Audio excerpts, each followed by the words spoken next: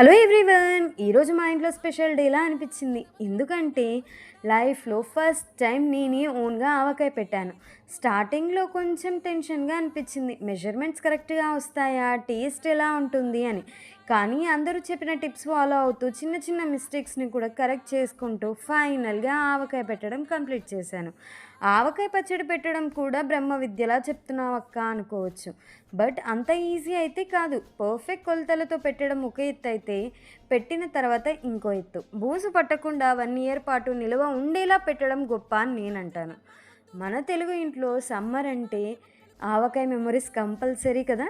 చిన్నప్పుడు అమ్మ, నానమ్మ చేస్తూ ఉంటే చూస్తూ ఉండేవాళ్ళం. ఇప్పుడు మనమే చేస్తుంటే ఆ ఫీలింగే డిఫరెంట్ కదా! ఈ టైప్ మెమోరీసే ఫ్యూచర్‌లో స్వీటెస్ట్ మెమోరీస్ అవుతాయనిపించింది. ఇంతకీ మీ ఇంట్లో కూడా ఆవకాయ పచ్చడి పెట్టారా? అయితే రండి కామెంట్ బాక్స్‌లో మాట్లాడుకుందాం మరి. బాయ్.